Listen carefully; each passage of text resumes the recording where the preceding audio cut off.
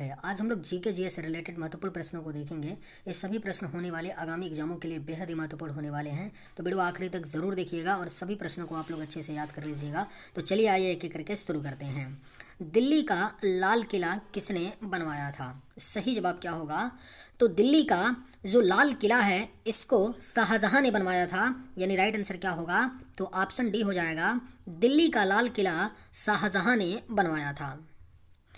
विश्व जल दिवस कब मनाया जाता है? करेक्ट आंसर क्या होगा? तो विश्व जल दिवस हर साल 22 मार्च को मनाया जाता है। विश्व जल दिवस यानी करेक्ट आंसर ऑप्शन डी होगा। विश्व जल दिवस 22 मार्च को मनाया जाता है। नोबेल पुरस्कार प्राप्त करने वाले प्रथम भारतीय कौन थे? करेक्ट आंसर क्या होगा? तो नोबेल पुरस्कार प्राप्त करने वाले जो प्रथम भारतीय थे वह रविंद्रनाथ टैगोर थे, यानी सही जवाब क्या होगा? तो ऑप्शन सी हो जाएगा। नोबेल पुरस्कार प्राप्त करने वाले प्रथम भारतीय रविंद्रनाथ टैगोर थे, जिनको 1913 में साहित्य के क्षेत्र में इनकी एक पुस्तक है गीतांजलि के लिए नोबेल पुरस्कार दिया गया था। तो नाम याद रखिएगा, कई बार इस किताब का नाम पूछ लिया जाता है। तो गीतांजलि पुस्तक के लिए 1913 में साहित्य के क्षेत्र में रविंद्रनाथ टैगोर जी को नोबेल पुरस्कार मिला था। माउंट एवरेस्ट पर चढ़ने वाली पहली भारतीय महिला थी। बेहद ही महत्वपूर्ण प्रश्न है। माउंट एवरेस्ट पर चढ़ने वाली जो पहली भारतीय महिला थी वह आपका बछेंद्री पाल थी, यानी सही जवाब आपका ऑप्शन बी हो जाएगा। माउंट एवरेस्ट पर चढ़ने वाली पहली भारतीय महिला बछेंद्री पाल थी। अंतर्राष्ट्रीय महिला दिवस किस दिन मनाया जाता है? राइट आंसर क्या होगा? तो अंतर्राष्ट्रीय महिला दिवस हर साल 8 मार्च को मनाया जाता है। अंतर्राष्ट्रीय महिला दिवस यानी सही जवाब ऑप्शन ए होगा। 8 मार्च को हर साल अंतर्राष्ट्रीय महिला दिवस मनाया जाता है। काजीरंगा राष्ट्रीय पार्क कहाँ है? सही जवाब क्या होगा? तो काजीरंगा राष्ट्रीय जो पार्क है यह आपका असम राज्य में पड़ता है। काजीरंगा राष्ट्रीय पार्क यानी राइट आंसर आपका ऑप्शन बी होगा। असम में काजीरंगा राष्ट्रीय पार्क स्थित है। नालंदा विश्वविद्यालय का संस्थापक कौन था? बेहद ही महत्वपूर्ण प्रश्न है, स्टार मार्क कर लीजिए, पूछा जा सकता है। नालंदा विश्वविद्यालय का जो संस्थापक था वह कौन थे? तो कुमार गुप्त थे, यानी करेक्ट आंसर ऑप्शन बी होगा। नालंदा विश्वविद्यालय का संस्थापक कुमार गुप्त थे। महान सम्राट अशोक किस वंश के थे? करेक्ट आंसर क्या होगा? तो महान सम्राट अशोक जो थे वह आपके मौर्य वंश के थे, यानी सही जवाब ऑप्शन डी होगा। महान सम्राट अशोक मौर्य वंश के थे। भारतीय रिजर्व बैंक का मुख्यालय कहाँ है? सही जवाब क्या होगा? तो भारतीय रिजर्व बैंक का जो मुख्यालय है यह आपका मुंबई में है। भारतीय रिजर्व बैंक की बात करें तो भारतीय रिजर्व बैंक की स्थापना आरबीआई के 1934 एक्ट के तहत 1 अप्रैल 1935 को भारतीय रिजर्व बैंक की स्थापना की गई। और प्रारंभ में जो मुख्यालय था, अभी तो वर्तमान में मुंबई है, लेकिन जो प्रारंभ में मुख्यालय भारतीय रिजर्व बैंक का था वह कोलकाता में था। सन 1937 में मुख्यालय को कोलकाता से स्थानांतरित करके मुंबई लाया गया। और भारतीय रिजर्व बैंक यानी आरबीआई का राष्ट्रीयकरण कब हुआ था, ये भी क्वेश्चन पूछ लेता है, याद रखिएगा। 1949 में आरबीआई यानी भारतीय रिजर्व बैंक का राष्ट्रीयकरण किया गया था 1949 में। और भारतीय रिजर्व बैंक के जो पहले गवर्नर थे वो कौन थे? सर ओसबॉर्न स्मिथ थे। ये भी बहुत ही महत्वपूर्ण प्रश्न है। सर ओसबॉर्न स्मिथ थे। सर ओसबॉर्न स्मिथ थे आरबीआई के जो पहले जो क्या थे गवर्नर थे, वो कौन थे? सर ओसबॉर्न स्मिथ थे। तो इतना पॉइंट याद रखिएगा कि भारतीय रिजर्व बैंक की स्थापना 1 अप्रैल 1935 को हुआ था और प्रारंभ में मुख्यालय कोलकाता था। सन 1937 में मुंबई स्थानांतरित किया गया और भारतीय रिजर्व बैंक का राष्ट्रीयकरण 1949 में किया गया था। और पहले जो भारतीय रिजर्व बैंक के गवर्नर थे वो कौन थे? तो सर ओसबॉर्न स्मिथ थे। रिहंद बांध किस राज्य में है? अगर आप लोगों को ये वीडियो पसंद आए तो एक लाइक ज़रूर कीजिएगा और अगर आप इस चैनल पर नए होंगे तो सब्सक्राइब भी कर लीजिएगा। रिहंद बांध किस राज्य में है? सही जवाब क्या होगा? तो ऑप्शन बी हो जाएगा। उत्तर प्रदेश राज्य में पड़ता है आपका रिहंद बांध, यानी राइट आंसर क्या होगा? तो ऑप्शन बी होगा। चोल शासकों की भाषा क्या थी? सही जवाब क्या होगा? तो चोल शासकों की जो भाषा थी वह आपका तमिल थी, यानी राइट आंसर क्या होगा? तो ऑप्शन ए हो जाएगा। चोल शासकों की जो भाषा थी वह क्या थी? तो तमिल भाषा थी। हुमायूं नामा की रचना किसने की थी? सही जवाब क्या होगा? तो हुमायूं नामा की जो रचना है यह गुलबदन बेगम ने की थी। हुमायूं नामा की रचना, यानी राइट आंसर क्या होगा? तो ऑप्शन ए होगा आपका। हुमायूं नामा की रचना गुलबदन बेगम ने की थी। भारत में प्रथम आक्रमणकारी कौन था?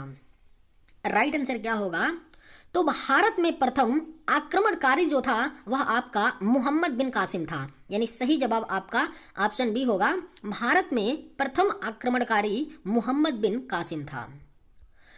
औरंगजेब का मकबरा कहाँ पर है? राइट आंसर क्या होगा?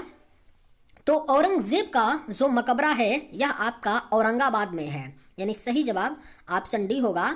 औरंगजेब का मकबरा औरंगाबाद में स्थित है। प्रसिद्ध चेतक घोड़ा किससे संबंधित है?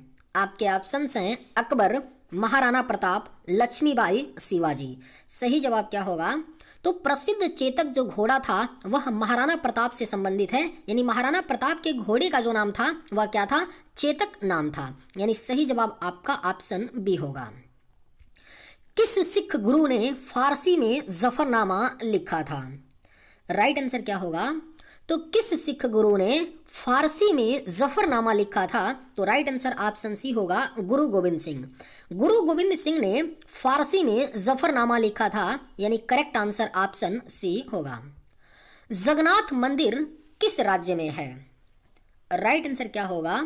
तो जगन्नाथ मंदिर जो है यह आपका ओडिशा राज्य में है, यानी करेक्ट आंसर ऑप्शन बी होगा। जगन्नाथ मंदिर ओडिशा राज्य में स्थित है। महाराणा रणजीत सिंह के उत्तराधिकारी कौन थे? करेक्ट आंसर क्या होगा? तो महाराणा रणजीत सिंह के जो उत्तराधिकारी थे वह खड़क सिंह थे, यानी राइट आंसर ऑप्शन सी हो जाएगा। महाराणा रणजीत सिंह के उत्तराधिकारी खड़क सिंह थे। किस राज्य के शासक नवाब वजीर कहलाते थे?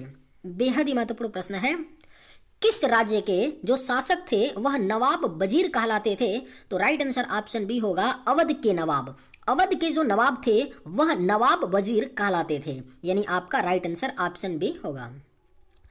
पीतल में कौन सी धातुएं होती है? सही जवाब क्या होगा? तो पीतल में आपकी तांबा एवं जस्ता धातुएं होती हैं। जो पीतल आपका होता है वह तांबा एवं जस्ता का मिश्रण होता है, यानी सही जवाब ऑप्शन सी। निम्नलिखित में से कौन अंतिम मुगल सम्राट थे? राइट आंसर क्या होगा? तो निम्न में से कौन अंतिम मुगल सम्राट थे? तो बहादुर शाह जो द्वितीय थे वह क्या थे? अंतिम मुगल सम्राट थे, यानी right answer option C. Mughal काल की राजभाषा कौन थी?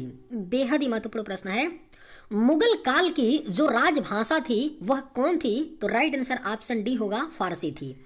मुगल काल की जो राजभाषा थी वह आपका फारसी थी। राज्यसभा का सभापति कौन होता है? सही जवाब क्या होगा? तो राज्यसभा का जो सभापति होता है वह आपका उपराष्ट्रपति होता है, राज्यसभा का सभापति, यानी राइट आंसर क्या होगा? तो ऑप्शन डी होगा। सैनिक संगठन खालसा दल की स्थापना किसने की? करेक्ट आंसर क्या होगा? तो सैनिक संगठन खालसा दल की जो स्थापना है यह कपूर सिंह ने किया था। सैनिक संगठन खालसा दल की स्थापना, यानी सही जवाब ऑप्शन ए होगा। वाराणसी शहर किस नदी के किनारे बसा हुआ है?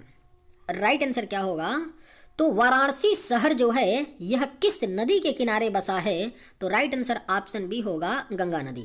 वाराणसी शहर जो है यह गंगा नदी के किनारे बसा हुआ है, यानी राइट आंसर ऑप्शन बी होगा। सम्राट अशोक किसके उत्तराधिकारी थे? राइट आंसर क्या होगा? तो सम्राट अशोक जो थे यह बिंदुसार के उत्तराधिकारी थे। जो सम्राट अशोक थे वह बिंदुसार के उत्तराधिकारी थे, यानी राइट आंसर ऑप्शन सी। महात्मा गांधी जी को अधनंगा फकीर किसने कहा? अगर आप लोगों को ये वीडियो पसंद आए तो एक लाइक ज़रूर कीजिएगा और अगर आप इस चैनल पर नए होंगे तो सब्सक्राइब भी कर लीजिएगा। महात्मा गांधी जी को अधनंगा फकीर किसने कहा? सही जवाब क्या होगा? तो ऑप्शन बी हो जाएगा, चर्चिल ने कहा था महात्मा गांधी जी को अधनंगा फकीर। महात्मा गांधी जी का जन्म कब हुआ था? करेक्ट आंसर क्या होगा?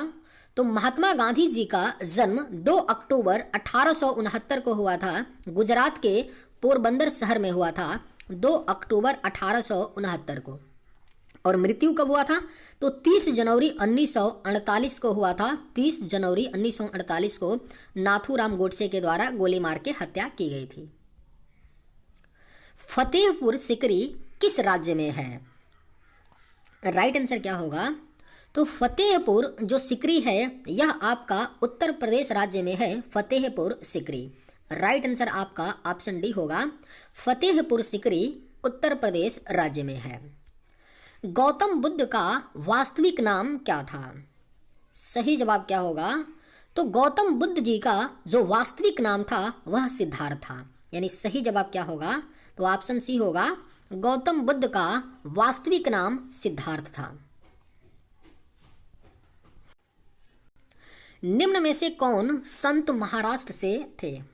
राइट आंसर क्या होगा? तो निम्न में से कौन संत जो थे वह महाराष्ट्र से थे? तो करेक्ट आंसर ऑप्शन बी होगा, तुकाराम। तुकाराम जो थे यह महाराष्ट्र से थे। किसने कहा था दिल्ली अभी दूर है? करेक्ट आंसर क्या होगा? तो किसने कहा था दिल्ली अभी दूर है? तो निजामुद्दीन औलिया ने ऐसा कहा था, दिल्ली अभी दूर है। यानी सही जवाब ऑप्शन बी होगा, निजामुद्दीन औलिया ने कहा था दिल्ली अभी दूर है। ईसा मसीह का जन्म कहाँ हुआ था? सही जवाब क्या होगा? तो ईसा मसीह जी का जो जन्म है यह बेथलहेम में हुआ था। यानी करेक्ट आंसर ऑप्शन सी होगा, ईसा मसीह का जन्म बेथलहेम में हुआ था। शास्त्रीय संगीत कहाँ से लिया गया है? आपके ऑप्शंस हैं यजुर्वेद, सामवेद, अथर्ववेद या ऋग्वेद। सही जवाब क्या होगा? तो शास्त्रीय संगीत जो है यह सामवेद से लिया गया है। यानी राइट आंसर ऑप्शन बी होगा, शास्त्रीय संगीत सामवेद से लिया गया है।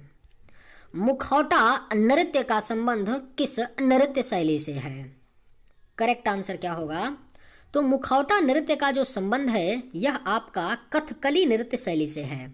यानी राइट आंसर ऑप्शन सी होगा, मुखौटा नृत्य का संबंध कथकली नृत्य शैली से है। जियो और जीने दो किसने कहा था? राइट आंसर क्या होगा? तो जियो और जीने दो यह कहे थे महावीर स्वामी ने कहा था, जियो और जीने दो। यानी करेक्ट आंसर क्या होगा? तो ऑप्शन ए आपका होगा। भारत की सबसे ऊंची मूर्ति कौन सी है? बेहद ही महत्वपूर्ण प्रश्न है।